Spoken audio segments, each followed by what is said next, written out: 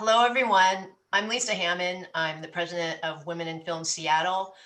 Welcome to our February Black Heritage and History Month second Tuesday event tonight. And tonight we've got filmmakers from across the state because we are checking in.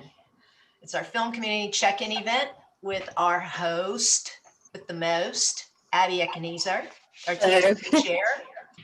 A couple of things. First, I would like to do a land acknowledgement. I would like to let us all acknowledge that we are on the traditional land of the first people of Seattle, the Duwamish people. Past and present, we'd like to honor with gratitude the land and the history and the people. Thank you. If I may, I'd like to offer that I'm zooming in from the unceded territories of the Squamish, Musqueam, and Tsleil-Waututh nations in what is now called Vancouver, British Columbia. As am I. Yes. Thank you, Grace. Thank you, James, for extending our gratitude. This is our 31st year as a nonprofit. And I would like to, we wouldn't be able to do it without our members.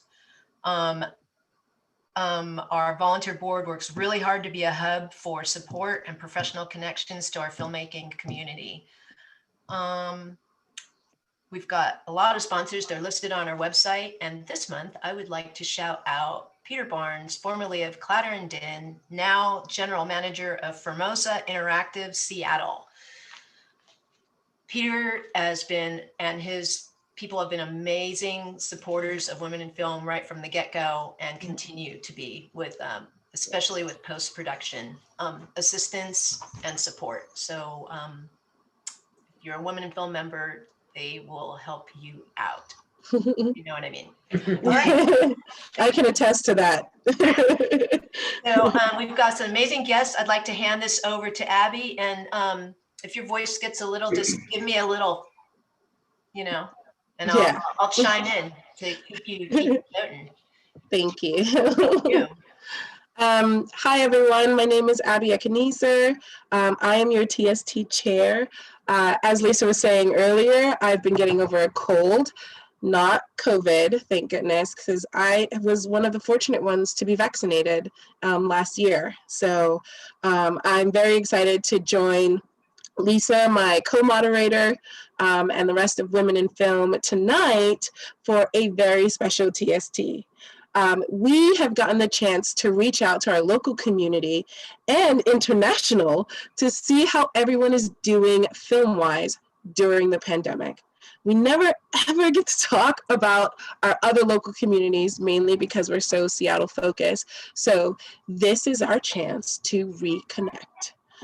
I would love to introduce to you Grace Chin, James Fairly, Beth Bollinger, Michelle Nessk, and Gary Washington, who are joining us all from their prospective places. Grace and James are both in Vancouver. Michelle and Gary are in Bellingham, and Beth is in Spokane. So it is great to meet all of you, and I would love it if you guys could give us a little bit of information about yourselves. Starting with Grace. Hi, everyone. I'm Grace. I'm the interim managing director of Women in Film and Television Vancouver. I'm new to the role with Women in Film. I just started with them in September of last year. I come to them from 8 years with the Vancouver Asian Film Festival as their festival director. And about 20 plus years, I guess, in nonprofit arts and culture up here in a BC arts and entertainment space. Currently, I also do some work with the Vancouver Short Film Festival, and we just had, and so they just had their festival in January. And Women in Film is about to have ours in March, so it's a packed schedule at the moment. And I also have a little finger in theater. Like I also do some work with the Ruby Slippers Theater, a feminist theater, like up here. So plenty to do, and things are happening. And happy to be here. Thank you all so much for having us from up here. Yeah. We're up here, really. No, really, we are. James? Hi, I'm James Fairly, also in Vancouver area. I've worked I've worked as a director, an assistant director, production design, art director. Currently, for the last several years, I work in makeup effects. Basically, I make monsters for some of your fun and favorite features and TV shows. Next, Michelle. Hi, I'm Michelle Nessk, and I'm a local filmmaker in the Pacific Northwest. I run the company Gloomy Sunday Productions, where we hold an annual anthology showcase at Crypticon Seattle. It's called Horrors of the PNW, and we pull on local indie filmmakers and give them opportunities to be able to make their first films, or see their projects into fruition. I also work in various with various charity organizations and events, pairing them up, so they can benefit each other within local communities, from here in Washington State down to California to the East Coast of the United States. And I created, I guess it was marketed that I was the first femme to make a found footage horror film, which was my movie O Unilateralis. I didn't know that until I didn't even know I was marked in it, but 1,000 Women in Horror from the 1800s to present day. And that's how I found out. Like, I found out simultaneously I was in the book, and then that's the thing I did. And I was like, oh, neat. That's really cool. Yeah. Thank you, Michelle. Did you have anything else to say? I do other stuff. I do stuff. Oh, thank you. Gary, the man in the television, behind the curtain, behind the box. I was just playing with the filters while we're waiting. I thought it was cool. So my name is Gary Washington. I'm a resident of Bellingham. It's a pretty small town, so I don't have as much of an exciting repertoire as everyone else. I've been a videographer by trade for a long time, and about 10 years ago, I started a film festival called Bleedingham. It's a horror festival, and we lean pretty hard into that.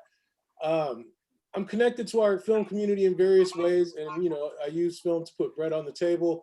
And I guess I'm also the president of the board of directors at the Pickford Film Center. So yeah, and I mean, when I can, I try to do short films with the community, including some of the fine folks here in the lower. Well, I don't know which square they are on your screen, but James and Michelle, we've crossed paths a few times, and yeah, so I guess we have a unique perspective on like how our communities are affected by COVID and whatnot, as far as making full-on productions and smaller scale productions from like small teams that are submitting to film festivals and whatnot. So I'm excited to start the conversation.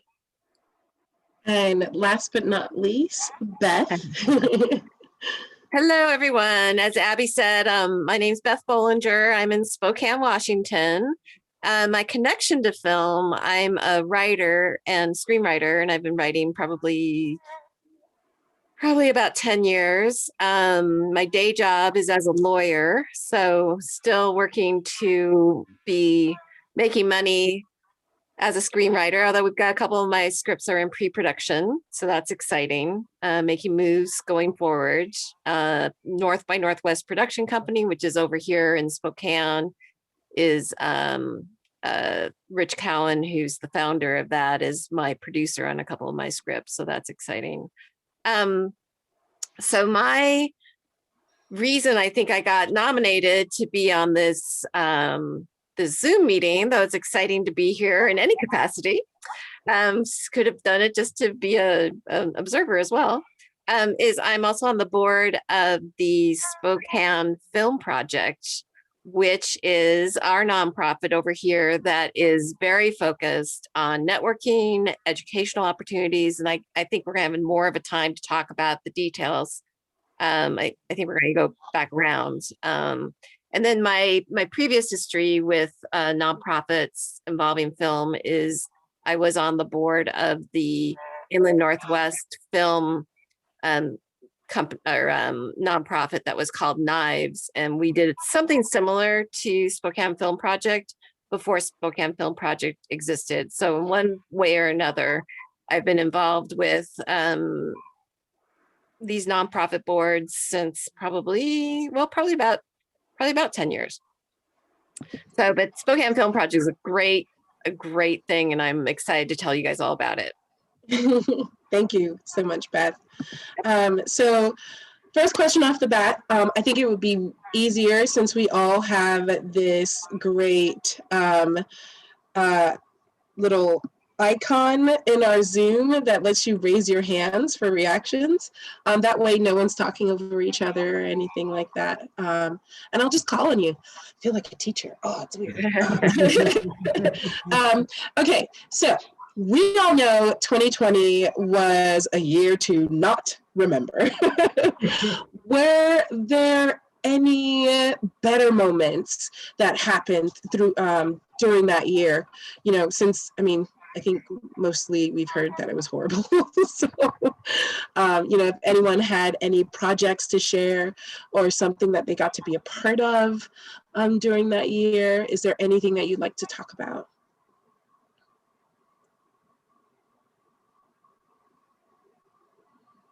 Oh my goodness, no one? No, I raised my hand. I raised my hand. Okay, that's okay.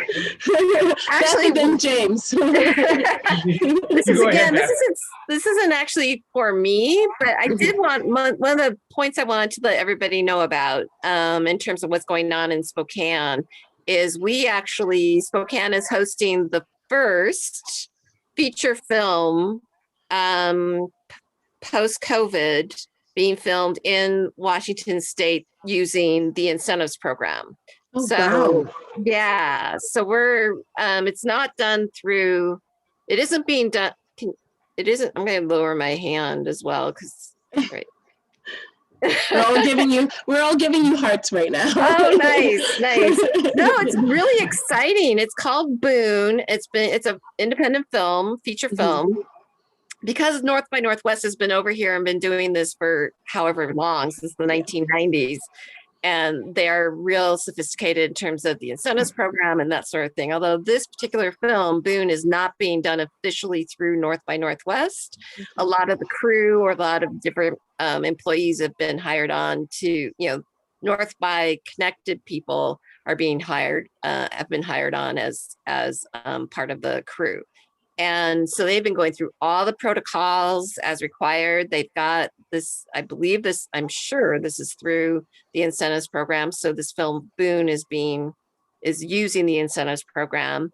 And I haven't been on set, but other board members from the Spokane Film Project, I can just tell that they're just frantic and chaotic, and it's been a journey for them and exciting. It's, round the clock as filming can be, probably more hours is my understanding, because of all the protocols and all the various appropriate obstacles, but heightened things that they have to do in order to meet the protocols. And, but yeah, I have a link to an article from KHQ that I'm happy to put in the comments section that talks about, there was an interview done, or I can email it out to everybody as well. But Neil McDonough, is that right? Neil McDonough is the star in it.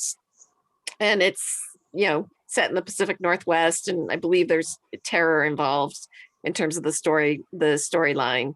But yeah, people are working and they're excited, and it's an experiment, and I'm excited that the incentive program felt confident enough in Spokane to move forward, let the production move forward. So it's all really good news from that perspective.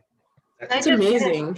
Abby, that's awesome news, Beth. And I know that there's so many people in Spokane that were left floating after ZNation. ZNation, yep. Right. Yeah. And so thank you. Are you working on that? No, part of that I'm the Spokane Film Project, and I'm on the board because I'm a writer, and everybody wants a lawyer on their board. Although I don't do it Yes. as a lawyer. I'm glad you said it because I was going to say it. No, everybody. It's like I tell everyone I'm not doing this as a lawyer, and they're like, yeah, that's fine.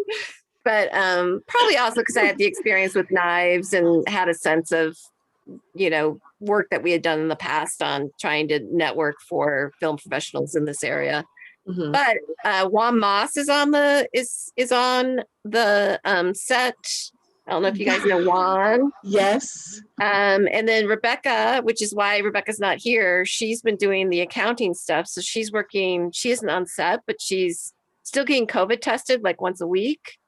Everybody else, I think, is getting tested every day. And it's just, our board meetings have been cut short because everybody's got to go to bed or go work on the set, and do a night shot. So it's been very exciting. It's nice for the community because there are so many people that are crew members that were involved with ZNation and all that who have not had work. And so they're all, I guess there's a whole thing about insurance, and now that's been kicked in because they'll have another quarter because of insurance, health insurance. You have to get a certain number of quarters. You guys would know better than I do on that stuff. But does anyone have any other? I don't have a ton of information, but this is completely off subject, Beth. But is Vince still part of North by Northwest? Vince. Felice? Yes, I know him. Not well. I know him as well. I would know him better than he knows me. I know him better than he knows me. I know him because I opened is. season 1 of. I was Vince's set decorator for season 1. Oh, cool. Show, yeah. I actually I was born in North Carolina and spent my youth there, but I spent my high school years in Spokane. So. Oh, okay. Well, feel free to come back. Welcome home if you ever want to come over this way. But yeah, I don't think we can pull him away from Canada. Well, congratulations to everyone that's working on that project. They'll show us right. They'll do us right. Yeah, I think it's like I can't remember the exact number of weeks, but it's a feature film that's independent, so it's got to be no more than 4 or 5 weeks in terms of filming. But it's creating jobs, which is really important, especially during a pandemic. So yeah, absolutely. And the fact that the incentives program is giving its stamp of approval, I think, is a very big deal. I'm excited. That's the first time we have had an incentive program by the county compared to going through Washington Filmworks to get funding. No, I think this is Washington Filmworks. It's not. It is Washington Filmworks. Okay, never mind. Yeah. I thought it was Kate Becker and that incentive. No, that would be King County. Anything shot it's in and around in the King County area. This is the state program, and this is the first feature film, and it's being approved for the incentives program. That's the state program, is my understanding. Okay. Yeah. I know that they Washington Filmworks is starting to do some more incentives, especially to help those diverse communities also, because I had a talk with Amy Lillard, and I'm excited to see what they do. Like, they're trying to put a program together, so I'm really excited about that. Go ahead. James, I think you were saying that you had something to answer the question. Yeah, we're back up pretty much full on now. It's interesting, but in the early summer, one of the first things to come back is a particular South African director that I've worked with several times snuck in a little feature film. He was one of the first to come back and do something. I don't know how much I can say about it yet, but that was nice. You know, it gave us an opportunity to kind of test the waters of how this was all going to work, you know, in the world of COVID. Especially for art department, right? Are you Most doing definitely. art department on that project? I was part of the creature team on that project. I work in makeup effects now, so I'm hands-on with actors for television and film on a daily basis, which makes things interesting. And it's more expensive for you guys too, right? Like you have to literally insure your entire kit. Oh yeah. Yeah. No, the kits are a whole new thing now. Our trailers are completely different. We're in, it's broken down depending on which department you're in, and you're in different zones. Like I'm in red zone because I'm literally hands-on with the actors. So I have to be in constant compliance. So I'm tested every 48 hours. So it's time enough to get the test back before I go in for the next one.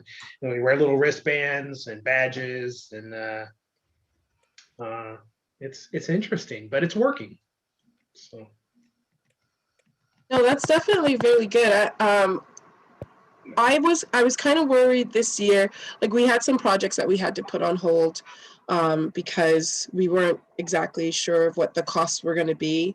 But I think for me, it was finding there was a brand new company that came out with rapid testing for film sets, specifically for film sets and like buildings, right? Because they are trying to promote getting people back to work, right, as much as possible.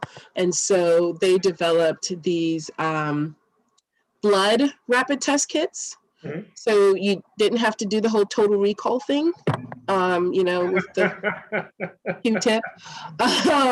And now they do, since, you know, PCR tests are more accurate, they do have it so that you can do a rapid test, PCR test also. Nice. So it was nice finding that company and literally spreading their seed everywhere.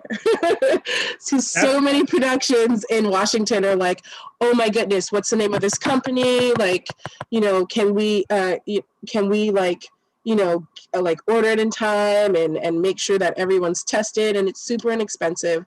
Each of their kits are like $35. So you're not spending, you know, an arm and a leg and waiting 2 days or 3 days even for a test to come back. So I was very fortunate that that company started to exist. Mm-hmm. And what's their turnaround? So their shipping turnaround is about 48 hours. Nice. Okay. Yeah.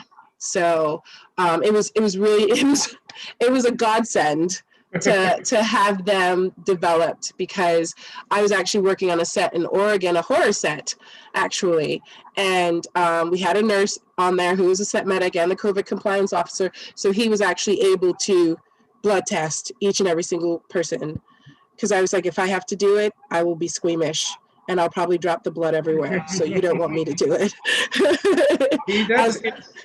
That's interesting, because at least I haven't been exposed to a blood test yet. You know, it's been all brain tickles. But yeah, I had one today. Luckily, I didn't have to go into set to do it today. Today, they sent the nurse to my effects studio. Okay.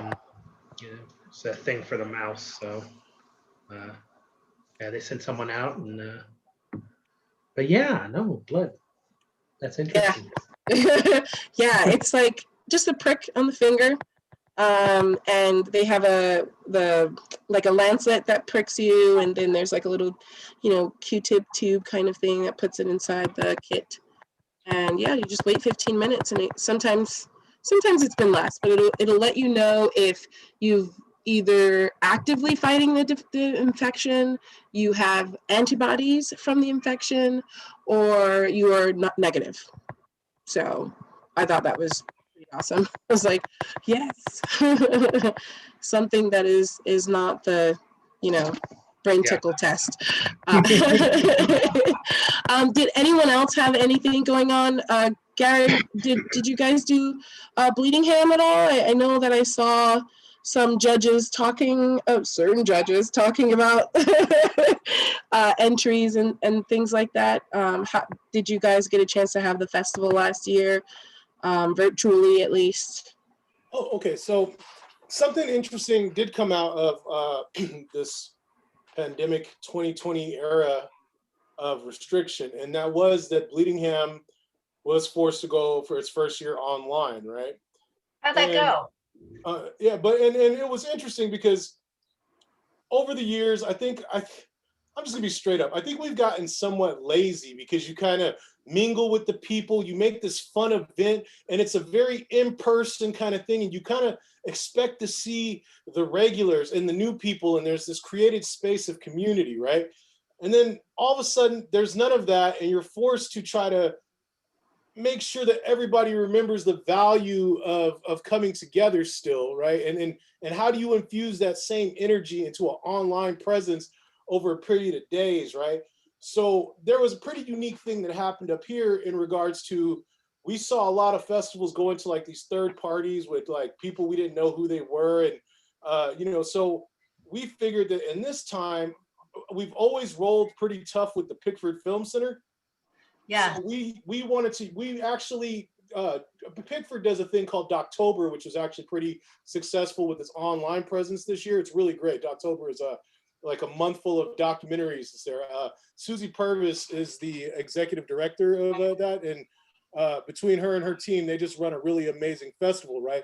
But the challenges of putting so many films up on a server in a format that is easy for our audience, which, let's keep it 100. Our audience is a lot of elderly white folks up here in Bellingham, right? So we want to make sure that we could stream to all of the stuff, and that it's just a kind of a presentation that is easily accessible for all, right? Including subtitles and stuff like that for the hearing impaired.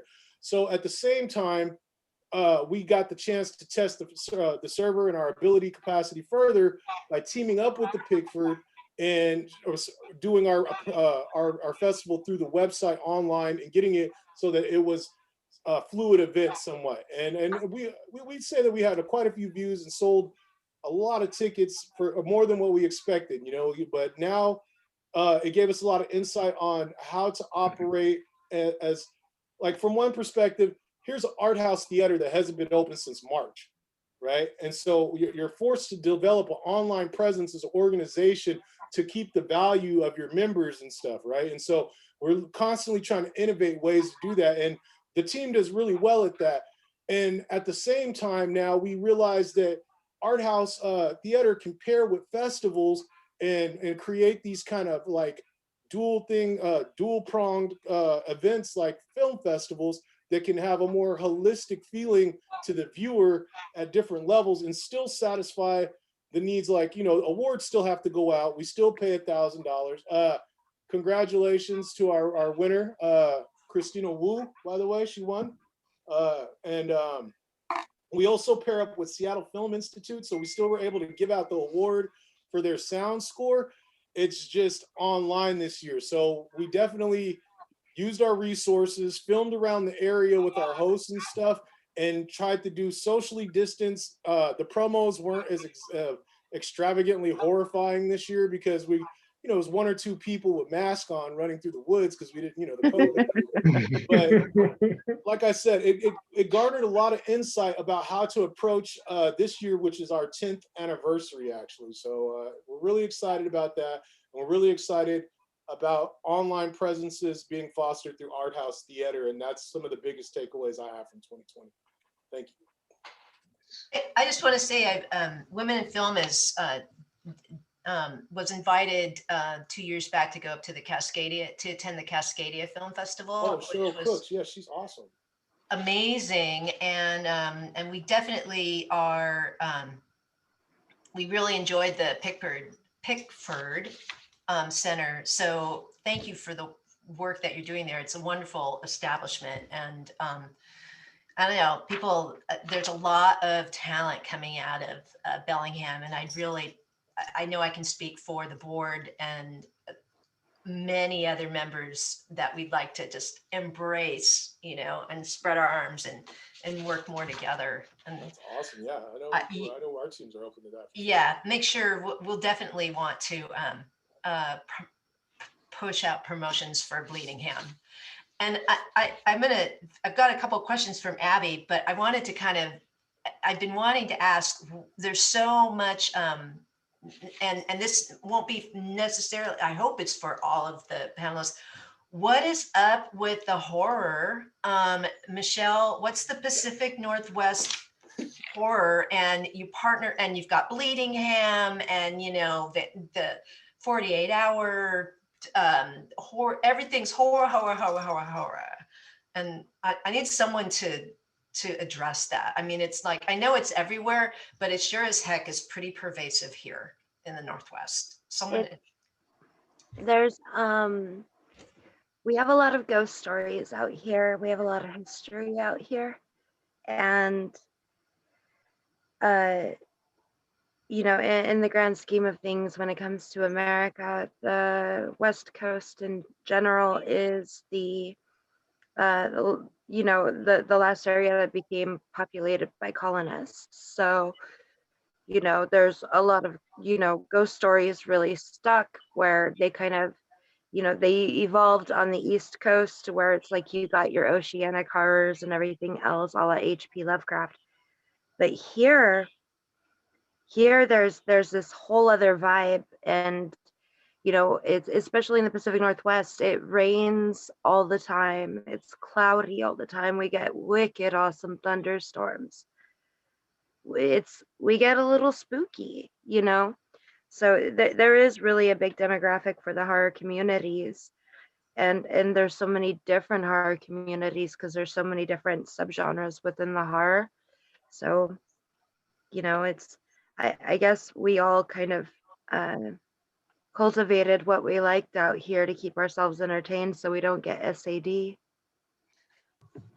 I want to say something about that too. So there was one time, my first time ever, that I was on my way to Bleedingham, and I'm driving up to Bellingham, and all of a sudden it's woods, and my cell service is gone. And I'm like, oh God. So I think I texted Gary and I heard nothing from him, nothing. And I was like, today I'm going to die. Like, I'm going to leave a will in my phone in case someone finds my body, because I don't know what's going to happen. But I made it. I made it. Although I was talking to Michelle and a really good friend of ours, Crystal, too, but they were in Vancouver enjoying themselves, so I didn't get a chance to see them, but I did get to meet James and survive the trip back because I had an event the next day. But I would have loved to have stayed, and I wanted to go again. Unfortunately, it wasn't in the cards for us last year, so here's hoping to go to my next annual Bleedingham and probably make Michelle come down first and then drive up with me. I get hugs. Sorry. I was just going to say, I think you'll find that it's not only film. It's podcasts, it's art and literature. Mm-hmm. I mean, you have famous horror-based novel franchises out of Portland, out of I'm so sorry. No. Out of Portland, out of Seattle, out of Forks. You'll find an exorbitant amount of horror podcasts based in the Pacific Northwest. And I think for all of those reasons that Michelle listed, but also you're dealing with port cities that have a lot of cross-cultural exposure. So and I personally feel, I mean, we are an indigenous land that we've stolen, And Yeah. so I know I know that there's a lot that Spokane, when I was out there working, I felt especially disturbed in a lot of areas. And I know there are a lot of horror. North by has a history of horror, the Ward and Camilla Dickinson, and you know they've got a history of horror, and I I feel like it's really it just resonates out. And I was going to ask Grace, as an actress, if you had, you know, especially coming out of theater with people that are really where it's you are so closely, you're working directly with the playwrights. Have you had, are you feeling that? Does that resonate with you as well? Oh, in terms of the horror vibe, James is right. Like the whole like horror suspense kind of spooky, gloomy Pacific Northwest thing does tend to permeate all through. There's like a long running indie theater company called Spectral. James, I don't know if you've ever seen any of their stuff, but yeah, but they do a lot of like radio play style stuff. A lot of really weird, kooky, often spooky or horrible type stuff. And they go up like, yeah, and they go up like every year as part of the Fringe, and they have a loyal following of people.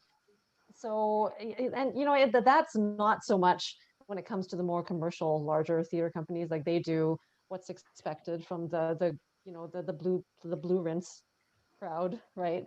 But Hey, wait 1 second. no, I swear that's purple rinse right there. It's purple. Yeah, it's definitely purple. Covering quickly. But yeah, no, so in theater, I think there's definitely that presence, but it's much more on the indie side. In terms of indie production here, I mean, James, you probably know there's Bloodshots, Blood and Guts. Like there's several long running contests, you know, like people run them and they burn out, but the contest move like lives on, like people actually just take it over and they just keep it going. And a lot of people cut their teeth, you know, like production wise, and at least in an indie level, you know, on those things, and then they go on to do Crazy Eights, you know, like I guess like other contests that maybe have like a bigger carrot, you know, kind of Right. thing, and then they just move on up that way, right? So and also, you know, like just a tiny plug, like Women in Film up here, like we've had a long running script incubator that's genre based. It's called From Our Dark Side, and it's in its 7th year now, and it's for women that write genre writing, specifically horror, yeah, the macabre, you know, like suspense, that kind of thing. And we've typically partnered with Frontiers out in Montreal. So, you know, like the 5 finalists, I guess, like out of each year's cohort, they get to go to Frontiers, pitch their script, you know, that kind of thing. This year, we actually moved to a more, I guess, to a slightly different model. Like before, it was all you needed was like a 5-page treatment, and then you could kind of enter. But now we're kind of looking for scripts that are a little bit further along, for complete scripts, you know, scripts that might have a team attached, kind of thing. Maybe they have a package.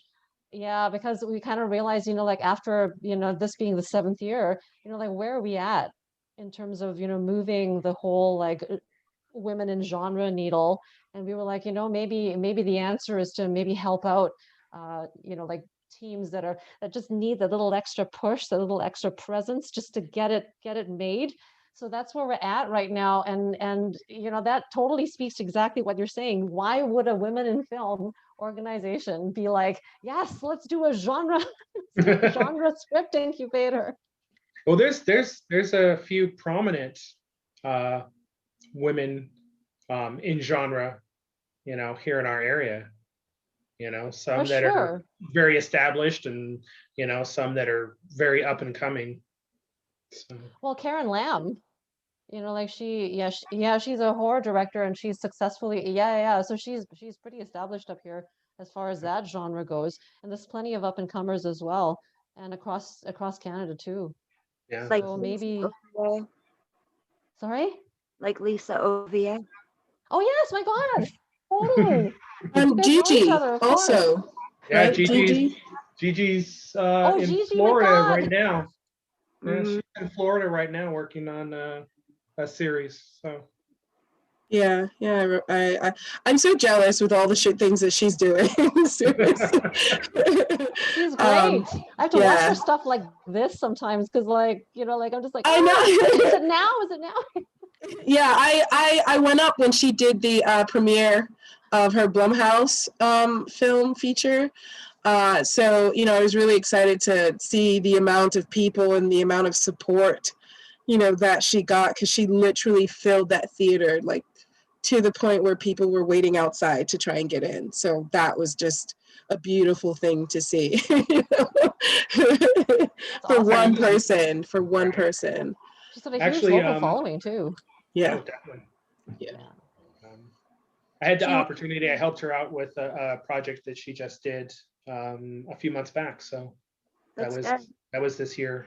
So. She was also just recently a New York Times crossword puzzle, and like it was Seattle was the answer for it. And I don't know, I thought that was really cool. Yeah. You know you've made it when you, yeah, and seriously, that is really cool. When New York Oh, yeah. Times calls you out. Well, you know, yeah, it's like that's crazy. That's awesome. It's like there's tapping into a new demographic for you. You know, the crossword puzzle crowd. Yes.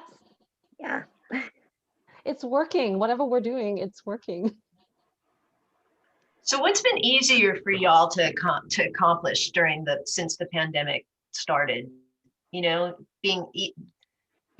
having to work remotely, be at home, do all these Zoom calls, get all dolled up with no pants on, and over and over and over again. And how has anything gotten easier for you to accomplish since the pandemic began? Yeah. What was that? Writing. Things usually writing ends up becoming a free time thing when you're rolling, when everything's, you know, going, you know. So I've found myself having more time for writing, which is good because it's I'm in pre-production right now for my project Amelia on the Wall. And you know, it's last year gave me time to revise the script a few more times, and some parts that were kind of itching at me that kind of felt like plot hole. You know what I had time to fix it instead of deciding to kill my darling later on down the line, which was nice. And I've gotten to take part in a lot of you know, online film projects. You know, one that I worked on was spearheaded by Lisa Ovier, and it was us reenacting scenes from The Room, and it's going to be a full feature film.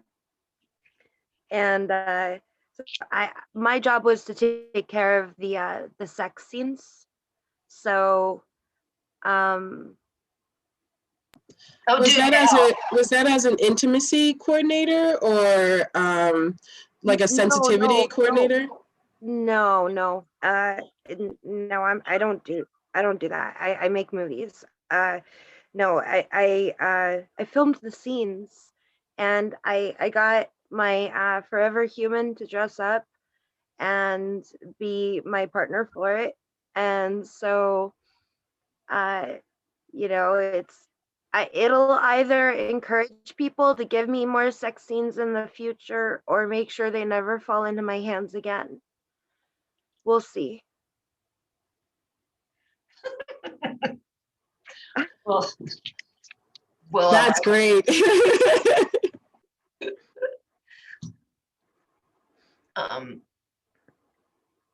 Beth, you're so quiet. What's been easier? Has anything gotten easier for you during this time? I would actually agree on the writing. And I'm not, you guys are filmmakers. I'm more of a writer. I mean, I do some production where if I get interested, I'll act as a catalyst for, I'm a associate producer on a TV show out of Chicago, a drama that's on the web, but we're trying to find a platform for it. But yeah, I mean, you just have more time to torture yourself with a computer and words. So I mean, so it's harder, but also easier. It's just, you've got the time as opposed to just fitting it in. And so if you ask me that, personally, that's what I would say. I think it's been really hard in Spokane though, for people who make their living, like they had ZNation here for 5-6 years, if not longer. And to have, when that left, there was still like, that's okay, because we're gonna have film comes, we're gonna have feature films, we're gonna try to get another series here. And then COVID hit, and I think it's been really hard on a lot of people. For sure. Especially as creatives, and we set our standards really high.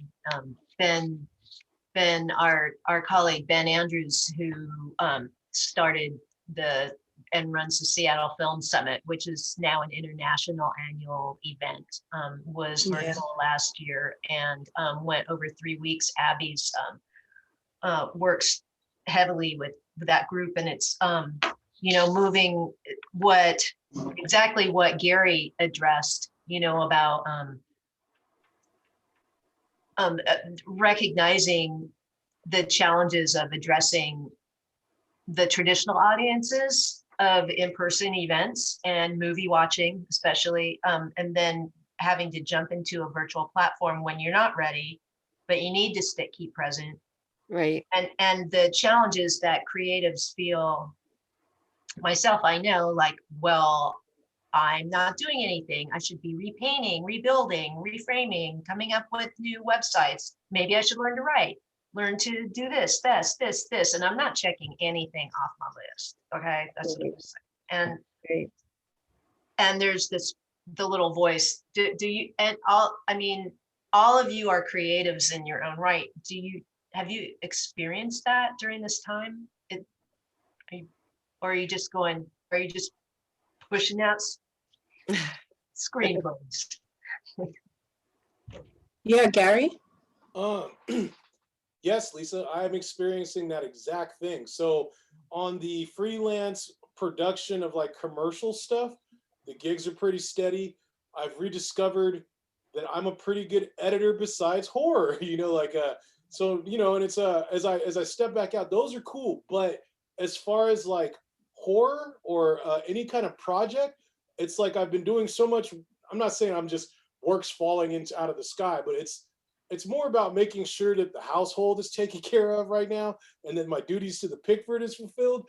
But I have not written anything. I've got this pack of index cards that I'm going to start my first sci-fi novel on, right? And I'm like, oh, well, you know what? Bleedingham's about to start up in a month, so I guess I'll have to start writing promos for that. But I mean, this whole entire time has been kind of like a survival mode. I had a sick cat that just passed, and like, I think it's actually been refreshing to not worry about the next big thing that's going to elevate my storytelling for a second, and to be present to what's going on around me, so that now as we start doing our strategic planning with like Bleedingham and the Pickford Film Center and all of that stuff, I'm super recharged and ready to go. And I don't mean to sound and make this all political, but especially with the turn of events that happened recently, I'm hopeful, man, so I think I needed that downtime, and I'm, I put something on one of those index cards the other day. I'm warming up, so I definitely feel what it's like to have a creative block, but I've also come to the point to tell myself, as long as my mortgage is paid, it's okay, You're the one who taught me how to edit. Oh yeah, I forgot about that. I heard it only took 48 hours. Right. Yeah, actually it took 8. I think we spent 8 hours. Yeah, it was pretty quick. That's amazing. I took everything that Gary taught me, and I learned more on that, and because of Gary. And it was my birthday, and it was for a Trailer Wars, and we were doing the Rakshasa project, and Gary, we kept, I think it was like 3 or 4 a.m. when we were done. It was really late. and it was my birthday, and Gary was so cool about it. And yeah, and he is literally the base building blocks of like what I know about editing today. Well, thanks. That's nice. I mean, but you know, we're a small town. We try to look out for each other. You wear a lot of hats when you're indie, right? Mm-hmm. Yeah. Definitely. I might So have to Gary, make a road trip. yeah, Gary, you're gonna have to teach me how to edit because Lord knows I don't have patience for it right now. So I'm into you're it. gonna have to teach me how to be patient because I've got a couple of projects that I need to stitch together and they're just sitting in my hard drive as raw files. So that would be great. Let's get it moving. You know, I'm always down to help out. I'd love that. I'd love that. I know that, you know, just working in this community, you kind of have to do a lot of different things. So, you know, editing, writing, directing, you know, assistant directing, stuff like that. So I love that there's an aspect of editing that's there. There's a content for editing that's there. So I'll be reaching out to you, Gary. Oh, I'm sorry, Lisa, when you're asking about the horror and the permeations and the permutations of horror, I have to say that one of the things that I like about it is and they might not agree with this because this might sound somewhat insulting, there's kind of a bar of entry that's somewhat low and diverse in the horror scene where you can meet a lot of characters that you wouldn't usually meet based on like maybe your, like my Fairhaven College views, I guess, you know, my idealism wouldn't put me in the same circles, but these circles aren't necessarily bad circles. And I learn more about other people as they learn more about me type of thing.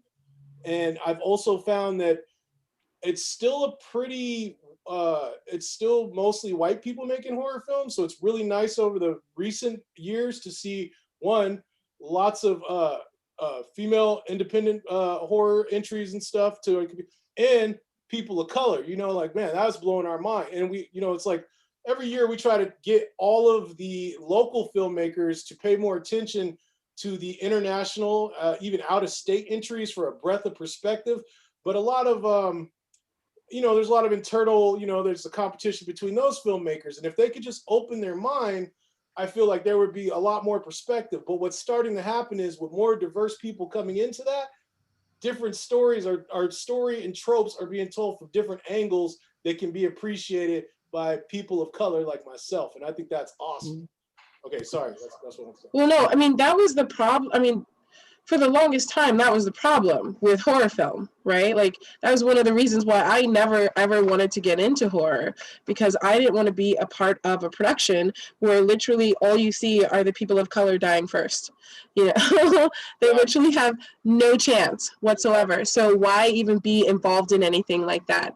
And honestly, like, even with going to Crypticon and, you know, Jordan Peele and everything, I still didn't get into horror until about 3 or 4 years ago. and it wasn't even like it was like actual horror. It was a Comedy Central show called The Blackening. And I don't know if any of you guys have ever heard of it, but it's literally, the basis of it is, what if you were in a horror film? What if it was only Black people in a horror film? Only Black people. And like, it was the decision of the killer, who would he kill first? Right? Because it was like, everyone's Black, so who is it going to? And the confusion and all of the little stereotype jokes and everything, I literally died, and I was like, that is what I want to do. You know, that is what I want to get into. I want to be able to support things like that, you know, because it calls attention to those tropes that we've viewed for so long, you know, for so many years. And you know, I'm glad that someone decided to make something like that. I'm glad that we have you know, people paving the way like Jordan Peele and, you know, so many other African-American filmmakers, Black filmmakers, you know, other filmmakers of color that are out there doing it. And I absolutely applaud them because I was a chicken at first. I did want to possibly ask, and this is for everyone. You know, we're now in 2021, right? I mean, that you can talk about. I know James hinted at some stuff, but what projects are you currently on the way of being involved in, or that you're doing yourself, that you're bringing out yourself? And I know Michelle talked about one of their projects also. So I would love to hear, you know, what you guys have on the horizon, so I can follow, so that our people can follow. Anybody? Abby, I'm going to let somebody else answer that, but Abby, I wanted to just say your description of going to the horror film festival was a movie in itself. I was like, see, I was scripting it in my mind. It definitely was. It really, I mean, I saw ravens cawing and, you know, dead squirrels on the ground, and I was just like, oh boy, Gary, help me, please. Oh God, help me. Why aren't you answering my text messages? I hate you. I hate you. I think I was all shakes when I finally got there, you know, and he's like, come here, come here. He's like, here, have a drink, you know, and I was like, no, because I have to leave after this. He's like, okay, I want you to meet someone. This guy, he's awesome. And he's from Vancouver, but like he used to be from the States, and he's awesome. And like he makes like monster stuff. And I was like, who's this guy? Like, why is he's blowing smoke up someone's butt? And I'm like, oh, James, hello. Oh, wait, you were in Sabrina? Tell me more. So yeah, it was definitely an experience. It was my first time ever driving to go to Bellingham, like most of the time, because I also work for a production company, and half of it is in Vancouver. And so most of the time I go to Vancouver instead of, you know, staying in the States, just to like meet up with them or other friends that I have up there too. So yeah, it was definitely an experience, and I definitely want to go again. But like I said, Michelle is coming with me. I'm going to make them drive down first, come get me, and then we're going up together. Okay, I'll do that. As far as oh wait, was someone else gonna go? Go for Michelle. Okay, thank you. As far as projects coming up, I think it was, gosh, I know it was like over a year and a half ago now, like maybe longer, but Abby approached me to be part of a project with Nicole Pouchet. Did I say her name correctly? Pouchet. It's Pouchet. Yeah, you said it right. And I also talked to James about it too. So, oh yeah. But yeah, please talk about it, because I don't want to blow smoke up my butt. I'm really, am I allowed to like go and, all right. So it's a project that honors Octavia Butler, and I'm really excited and just so honored to get to be part of it. And Nicole and Abby have been working so hard on it together, and I'm really excited about my segment. My segment is about being Latino, being Taino, and you know, the results of colonization. And I wrote it over 2 years ago, and it's We Swim with Sharks, but the name is you know, it might end up changing. I don't want it to change though, Abby. Yeah, I think the only thing we were worried about is the sharks. We can totally digitally put them in. It is a Taino thing, you know. Yeah.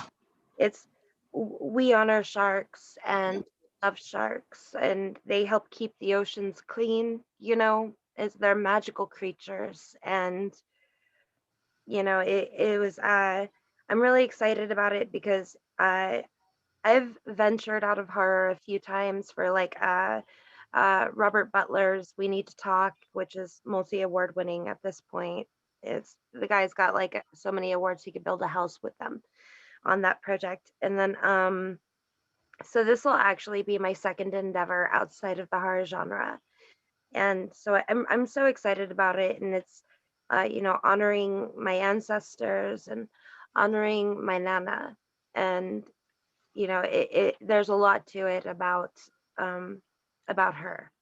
And so I'm excited about that. And then Amelia on the Wall, and if Crypticon, depending on, you know, what's up with quarantine and if the plague keeps us down any longer or not, if Crypticon ends up happening this year, Horrors of the PNW Volume 7 will be premiering. And I'm really excited about the names involved with that. One, quite notably, is Dylan Mars Greenberg. She is a filmmaker out on the East Coast. So she will be part of our Tourist Trap segment. And if her name sounds familiar, you would know her from Adult Swim. And you would also know her as Lloyd Kaufman's muse. He's the star of Shakespeare Shitstorm. And so I'm excited about all of those. And then the Room Project, where you know, the fornication. And so that's what I'm doing. I'm sorry. I love you. No, that was amazing. That I was mean, great. Lisa, Congratulations. Lisa has heard of the project. I mean, we're pretty. So my whole thing is I wanted to reach out to voices of color, writers of color, because Octavia Butler is a Washington State resident. Or I mean, you know, she's passed away at this point, but you know, she's one of the people that shaped my writing, shaped my love of fantasy, of escaping, and the fact that she dipped into cultural norms while throwing fantasy into it too. You know, it was just one of those things that, like, she was very underappreciated. You know, now obviously there are more and more people that are trying to make movies from her books and, you know, actually talking about her. But, you know, in this journey, I've literally gotten a chance to talk to so many people who've been friends with her, who are interested in being involved, you know, on this project.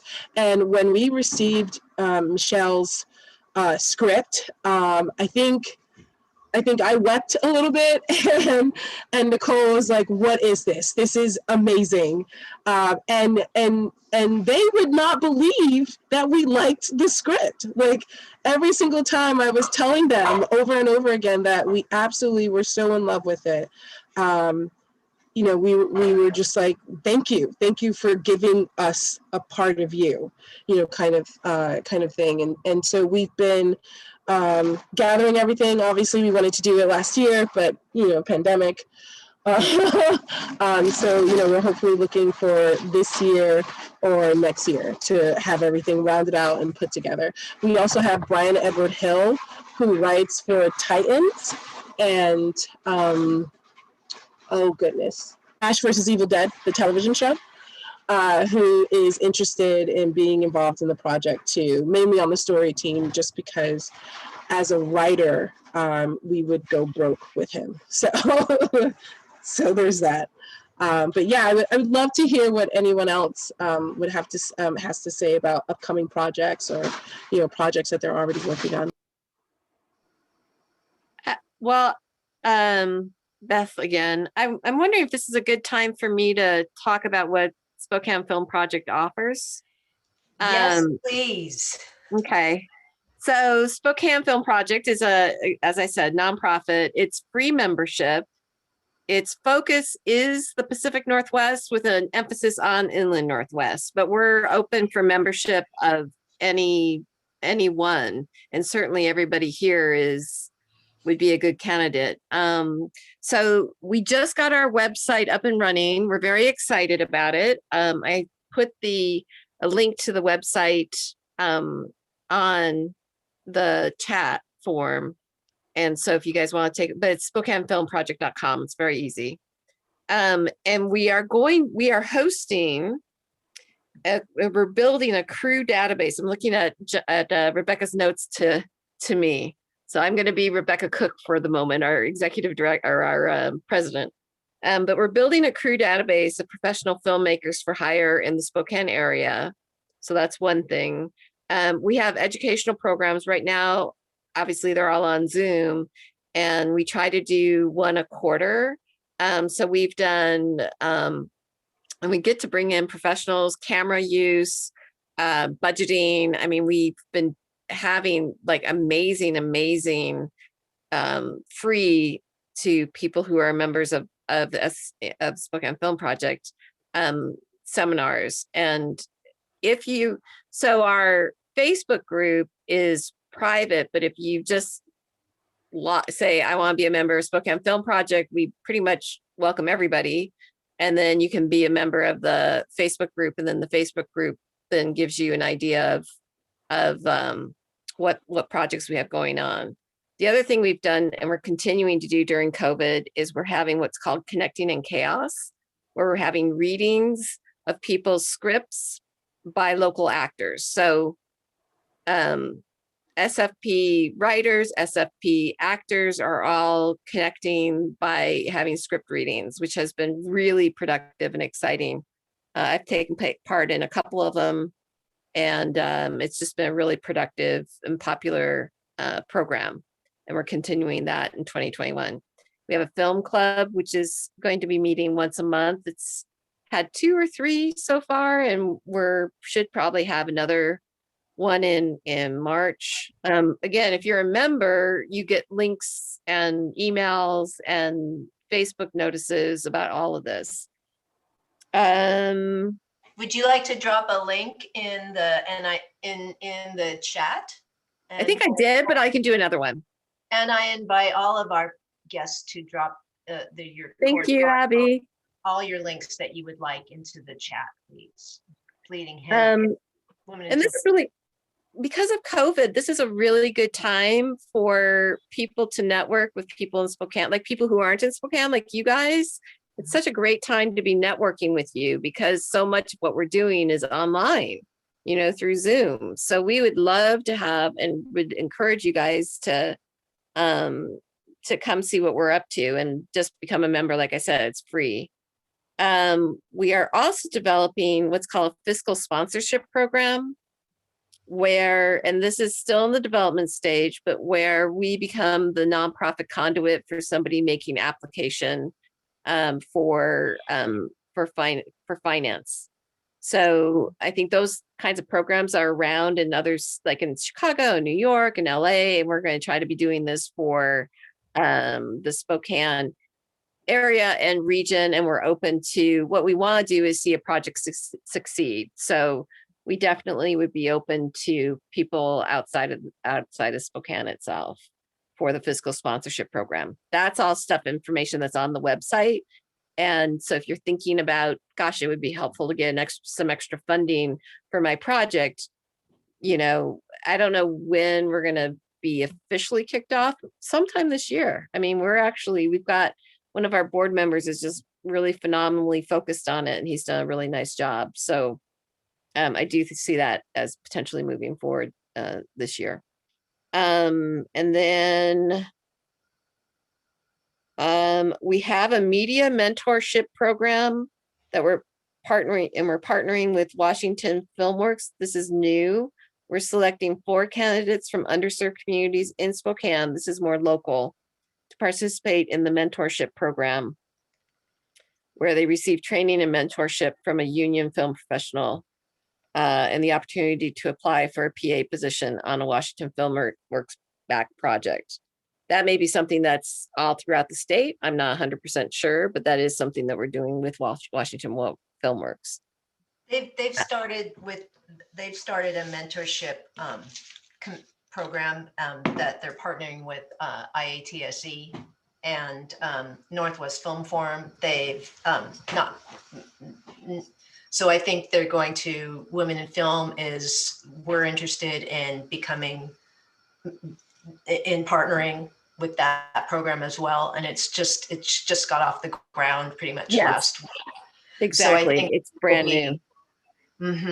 So pairing interested, underserved, and younger focused filmmakers with industry professionals. Right.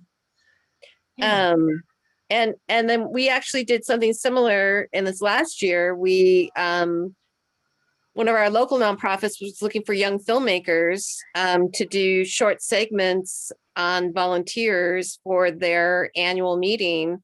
And we set up 4 directors for these 4 different vignettes to be shown at this nonprofit's annual meeting. And that's happening right now. So we just always have some kind of opportunity that's going on. Sometimes it's strictly local, sometimes it's not. And especially during COVID, when you're sitting there going, how do I use my time, or how do I connect, or whatever, those kinds of questions, we do have some proactive, interesting things going on that it might make sense to become a member of Spokane Film Project right now. Let me see. We usually take a bus over to Olympia for Film Day to promote the incentives program. I've been once on the bus. Thank you. 2 o'clock in the morning. Did you get caught in that snowstorm? A little, not too bad, but a little bit. And I was sitting there like, it's the right thing to do, be part of the community. And I'm thinking, what am I doing up this early? It was crazy because it'll be good. It'll be good to do it again. I think FilmWorks is, really wants to make sure that that we keep up our voice in Olympia, and our voice is not just 488 and SAG-AFTRA and out of Seattle.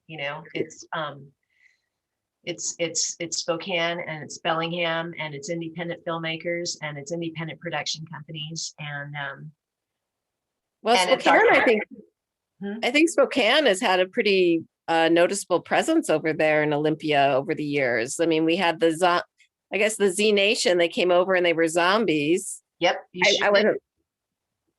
I wasn't there for that. And then I think Spokane has been really, and because we come in a bus, we have a lot of people who show up. Yeah, our sponsor, Women in Films, one of our sponsors, Local 488, and they sponsored that. We sponsored that bus. Yeah. Also on definitely. Yeah. And North by. We can't. I mean, you guys just like getting on a bus and driving 5 hours over past snow during the middle of the night, and then you show up. I mean, you guys are doing it. Thank you. No. It was cool. I think those are the things, but always something going on. And really, I'm amazed at the educational programs we have. I'm amazed at this platform we're building for a crew database. Some really fantastic things. The Connecting in Chaos, the film club, we're just really very active, and would love to have you guys and others that become members. And even if just virtually, there's opportunities. I just sent you an email.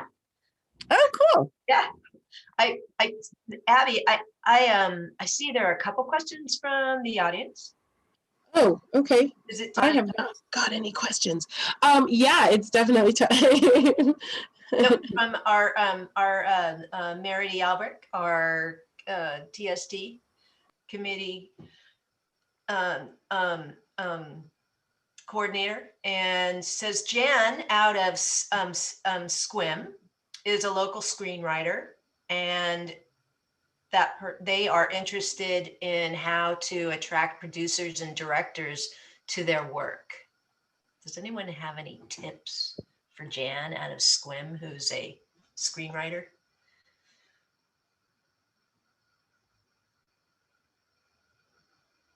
I do. I was gonna say I have a possible local. Go, Abby, go.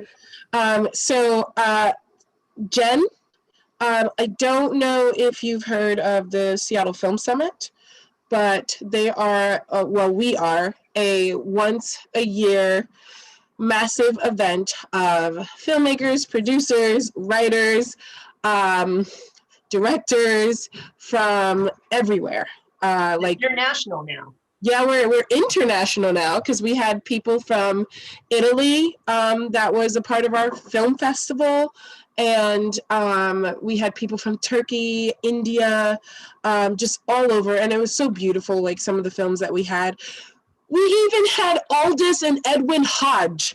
And if you don't know who Aldous Hodge is, if you've ever seen Leverage or Underground, or if you're into DC and you're going to watch a new Hawkeye, that is him. Him and his brother. International event, and it's one of the original sponsors is Holly Shorts. Yeah, Holly Shorts, American Film Fest. Oh, sorry. There's panels that do and workshops that are screenwriting feedback. Yes. Screenwriting by professional producers and distributors. So they have things called pitch panels. It'll be in November, and it's called Seattle Film Summit. Yeah, And so they're our friend Ben Andrews. They have and he also has can you hear me? That would be a place definitely where you can make a lot of connections, like Abby was saying. I don't know if Lisa can hear me. Feedback on your pieces, and make connections and direct you into the right channels. And Ben also does started Filling the Void, which is a weekly podcast you can find it on YouTube, called Filling the Void. Ben Andrews, and there's lots of recordings of from that he started last year during COVID, with multi-panelists, and a lot of the topics center around getting your work out there, as well as just navigating through this creative void that all of us creatives kind of were feeling and are still feeling. Those are two great places to start, Abby. I think you're right on target there. Yeah, so they have to know how to do it, they have an event called Pitch Panel. So if you have your film already done or a script, you can submit it through there. Sorry, I lost you for a second there, Abby. Oh, okay. I was wondering.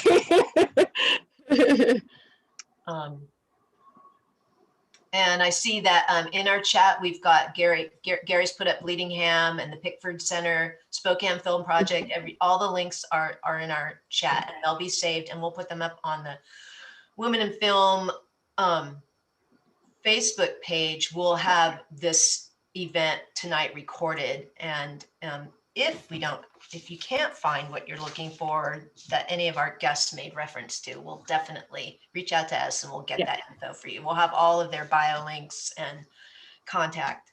Well, not their contact information. That's up for you to send out. But gosh, Abby.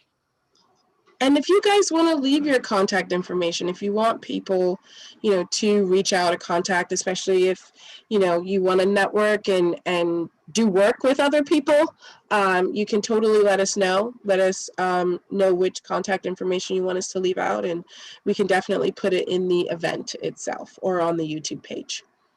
Do we have any more questions? Actually, can I answer that one question? Sure.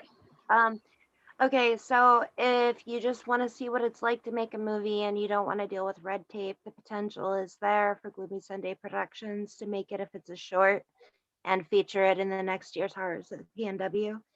That premieres at Crypticon Seattle every year. It's not going to give you $1 million. We are little indie bugs, and we like to make scary things, and it just gives you a good idea of what's on a set, what the crew's positions are. You basically get to have your hands held as you learn to go through the motions. And we've had people who we worked with on these who went on to have very fruitful careers. And so if that is something that you're interested as a filmmaker, anybody who's watching this, hit us up at Gloomy Sunday Productions, and but you really have to be okay with indie bugs. So okay, I'm done. I'm sorry. Stop saying I'm sorry. I love you so much. You're totally fine. Anyone else have at least an idea? We still have some time left, and there's no more questions. So if anyone else wants to, Grace or James, Gary, I don't know if you did talk about some of the things that you guys are working on. Gary did. What have you got going on, James? Come on, break that NDA right now. Which one? All of them. Dish us up some dirt, baby. That's why we're here. Well, yeah, we're back at it nonstop right now. So I'm working on all of my normal shows. Like I said, I did a thing in the summer with Mr. Blancomp, so he'll have a film coming out shortly. All starts to run together after a fashion. Working currently on Batwoman, which I have for both seasons. Snowpiercer starts back up again shortly. I have a life cast on Thursday for a stunt actor for a very well-known creature and creature franchise. That's all I can say. And then just found out about that we got the gig on a very, very large new series franchise. Can't say much more about that one either. It's so difficult. It's like I know. You're in Vancouver, right? Yes. And do you work for? Are you freelance, or are you independent, or you do a little both, or you work with? I work for a creature effects company called Amazing 8 Productions. Okay. Before that, I worked for Oat Studios, which is Neil Blomkamp's production studio. Neil Blomkamp's known for District 9 and Elysium and Chappie, and did a series of experimental shorts that are released online. Did you know you were going to do this when you were a little kid? No, I actually I went to film school for film production to direct, but I came from an art background, and I started working in the industry after that, and I was also doing some acting, and I was on a TV series for a number of years, and nothing big. It's continuity background, but I was a regular on a sci-fi. I guess was a fairly well known. I saw James High in the 100. That was crazy. Yeah, so did I. But yeah, so I was working on this sci-fi show, and I kind of met the people who were building all the aliens for it one night, and that was Masters Effects, and they offered me a job, and I went from fighting the aliens to making the aliens, and been kind of at that ever since. So good for you. So yeah, so all of the shows are back up, working on that. I'm also been long gestated film project of my own, so still plugging away on that one. Just trying to continue the writing process on that, and a lot of building. My house is filled with monsters and props and weapons and miniatures and all kinds of craziness for that. So that'll happen one day. We'll see how it goes. COVID has made certain things, difficult for all of us. But it also gave me some time to focus on some of that stuff too. So it was great. But yeah. Other than that, I've said this to a number of people out there in this community that I'm open to help out, because I'm a big fan of the whole Pacific Northwest film community and all you guys. So I've already told a number of you that, if you need something, give me a call. So. Thank you, James. We put a little pencil in a little special effects workshop. All right, there you go. Yeah, notice itself right now. Don't remember acting too, because he's died on camera. a few times. You haven't lived until you've died on camera, right? Right, exactly. Right. I mean, Grace was on Supernatural. You gotta die, right? I was Bobby on Supernatural once. Right? I I think remember I you. became an angel on Supernatural. Well, I Yeah, guess I that's technically remember you. dying. I think Yeah, that's technically dying, right? So, It's like That's awesome. well, our virtual festival is coming up like March 4th to the 14th. We're not geo-blocking for Canada. We're gonna go international with it. So that means you guys can probably, catch something if you want. Which, Um, which festival, Grace? Please go again.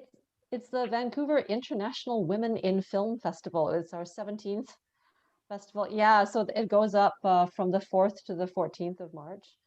That's the same week as the Seattle Asian American Film Festival.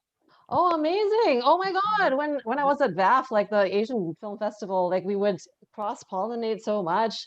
Of course, now like travel is so prohibitive. You can't, you can't really, yeah, but that's the beauty of the online thing. You can actually, do this. So we're going to have everything on, all the films are on demand. And we went with the Vancouver International Film Festival, like their online platform called WIF Connect, because Mhm. typically we go up at their venue anyway. So we're trying to keep it like in the family, kind of thing. And so, yeah, exactly. So we were happy to be able to partner with them. We're so glad that they actually are allowing their platform to, be rented by other people.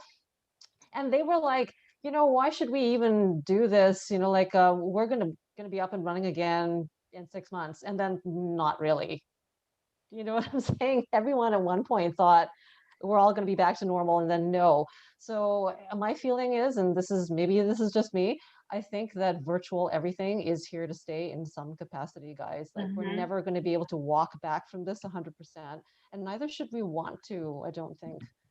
There are opportunities for outreach and accessibility that are just becoming very clear, I think, more and more clear to everyone. And so we got to not only look at the bright side, but see how we can take advantage of it, I think.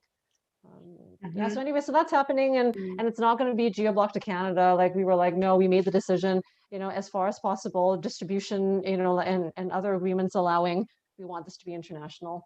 And the pricing will be in Canadian dollars, so it'll be very, very cost effective for anyone from south of the border. Yes, south, pitch, pitch, pitch. We've got a pretty good program. The theme is going to be, like something appropriate to the times that we live in, but also with a hopeful kind of thing. Yeah, so that's what's coming up for us, and it pretty hands full. A virtual festival is not easier for some reason. I mean, Greg, you totally know. Yes, it's not easier at all. It's just like different work. I feel like I spent a month straight in my office, maybe 2 months straight in the office, just constantly outputting stuff and delegating back and forth between smaller teams. It's insane. Oh my, yeah, this is exactly right. And we're trying to coordinate pre-recording all the Q&As, and then it's like the people are in different time zones. There's international people, and we're like, okay, so do we have a translator? Like right. Oh man, yeah, no. This is when you go, oh, okay. An actual in-person festival is sometimes strangely easier, but Right, we're gonna get through right. it. We're gonna get through it, right? And like you said, there's gonna be a lot of take homes from this, and we're gonna move forward with all of that in place, because virtual is not going away. No. Will you be curating, or what will you be doing with the film With the festival? festival? Mhm. Well, we have we are basically finalizing our program, and a lot of it is through the open call. We did receive a decent number of submissions, and not terrible. Like it's kind of weird, like how I guess sometimes people got really productive in certain ways Yeah. during the pandemic. Yeah, yeah. On a certain end of it, people just got really productive, and it's almost like everyone was holding their breath and treading water for X long, for yay long. And then past that point, they're like, okay, it's not going away. We gotta go. We gotta go. We gotta go now. We gotta go yesterday. And then zong, everything all happened, and suddenly there's a huge bunch of submissions. Anyway, and we did curate some of it. We are curating some of it, and we're maintaining some of our industry portion as well. Like we're still having some live stream panels and that, and we will live stream our awards, and we're hoping to be able to stagger the awards announcements, and hopefully that'll generate some interest in the actual programming as well. And we're trying to front load the awards. And so instead of having them happen in a big party at the end, you announce them a little earlier so that hopefully that'll generate. Yeah, I see Greg, Gary, I see Gary's nodding. So it's like, yeah, yes, you know what I'm talking about. We actually pre-recorded the award ceremony, and then instead of having it over the weekend, which is traditionally Bleedingham would be a 3-day event, we displayed the films on the Pickford website and promoted for a week straight. And at the end of the week, we premiered the awards ceremony on YouTube, and then also made the international announcements as well. And also, we were very surprised too. Like you said, the first couple of months it was, oh man, we'll be good by October. And then all of a sudden it wasn't going away. And then it was like, well, nobody's going to be submitting. And it was like, all of a sudden our judges panel was just inundated with entries. And while at one point I was like, yes, the other point was, okay, I'm going to be in the office for the next 2 months. Yeah, right. So I could totally, I vibe with that for sure. I totally know what you're saying. And so yeah, we're trying to learn from, from everyone that's already had a festival, as we go into ours, and hopefully we'll be able to pull it off and people will actually show up, metaphorically show up. Well, I'll check it out for sure and promote and attend stuff and ask questions. And let's see, right? Yeah, let's see. Let's see. Should I go to the studio and see? And then, As we're talking about film festivals, I did want to let everyone know that the Spokane Jewish Film Festival here in Spokane is going online. I think it's happening soon. I'll send out a link. That is not a competition festival. That's more of a film appreciation festival, but they are continuing it this year, and it might be of interest to some of you. And I'll put on their Facebook. I'll put a link to their Facebook page. that would be lovely. Thank you, Beth. And then Michelle, do you think you'll be doing your Horrors of the Pacific PNW? Will Gloomy Sunday be producing that this year, or are you so busy? If Crypticon decides to run this year, like if that's the choice, Horrors of the PNW will be playing. So I will be in character as my horror host, Zee Monsta, once again, which is good because I missed her last year. And then also my film O Unilateralis will be screening solitarily outside of my blog at Crypticon Seattle. And then also, if it's okay if I bring this up, it's also about Crypticon Seattle. Crypticon Seattle is presenting Juliet Landau's latest film, A Place Among the Dead, which is a vampire film. I don't know if you know who she is. She played Drusilla in Buffy the Vampire Slayer. I'm really excited about this project. It's I love her. A number of years ago, and she's really sweet. And since then, we maintained contact. And I still remember like 7 years ago when she was crowdfunding for A Place Among the Dead. And I'm one of the backers, and so I'm really excited about it. And Crypticon is actually presenting and helping premiere it, I believe, this week or next week. I'm bad with dates. You're gonna have to look. So you have to I'm looking right now, and I'll put a link up in the chat. Thank you so much. Thank you. Yay. Okay, so those are things. Gary, I don't think we've heard from you, and then we will wrap things up because I think we are at a close.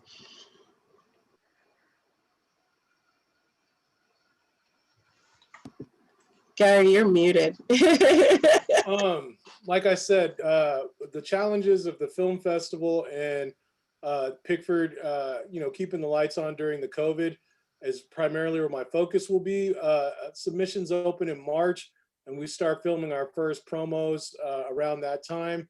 They'll probably scale pretty small for the time being until that. We are just assuming that it's going to be virtual, even though it's out in October. You know, consumer confidence isn't at the highest for going into the outer spaces. So, you know, if it happens, it does. But if not, we're going to take what we learned from last year and vigorously apply that to this year's festival. And like I said, this is an important year for us because it's the 10th year. So it's been a decade of homemade horror, you know, and we're really getting together and trying to wrap our heads around how to make that something special for the horror fan, filmmaker, and cinephile alike. Yeah, so that's where we're at. Wait, Bladingham's 10 years old? Yeah, it's getting old, like me.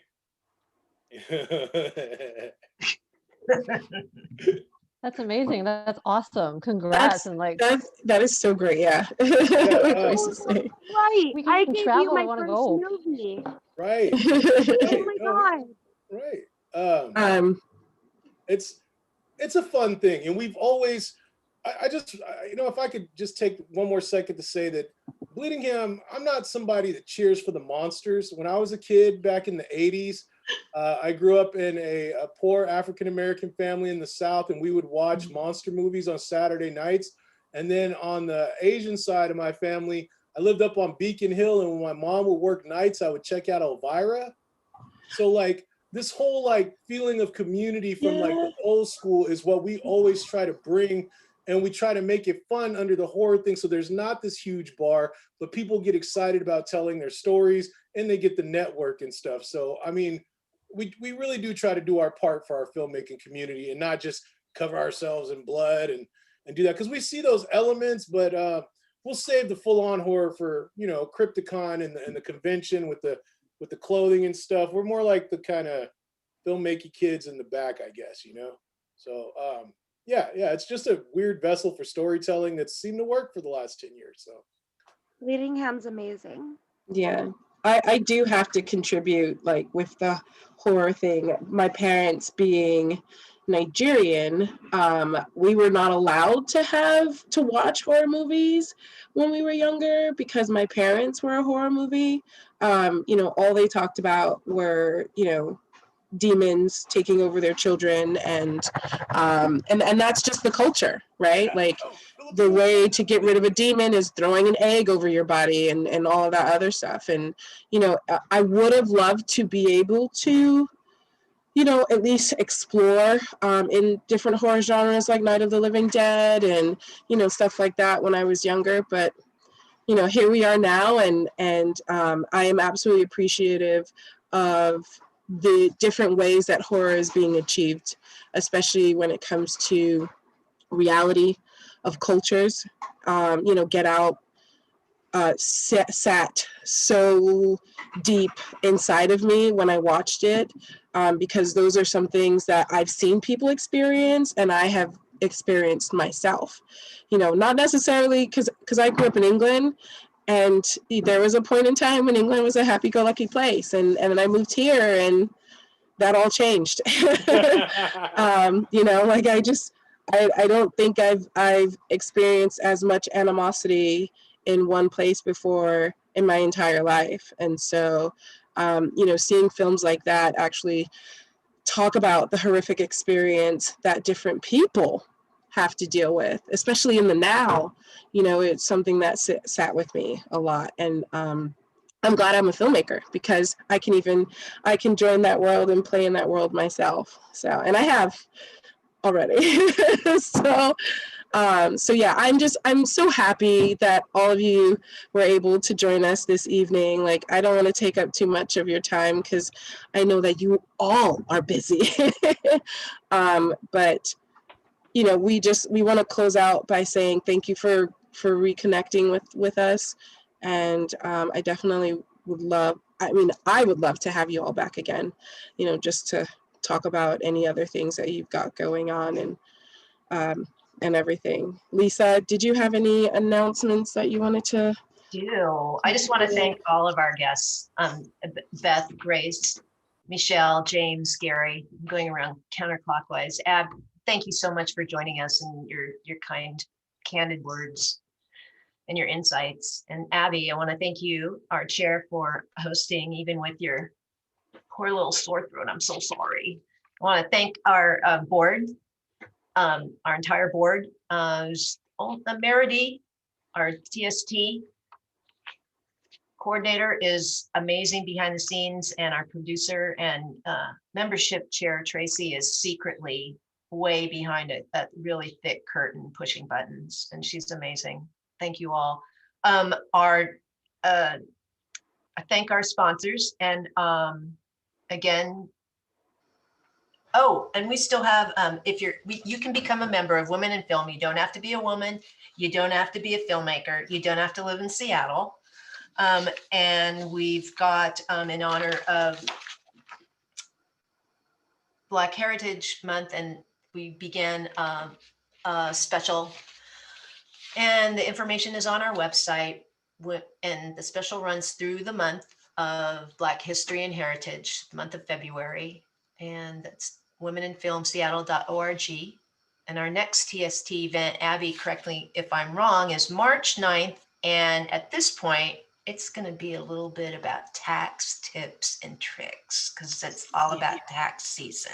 It's that time. So Canadians are off the hook on that one. But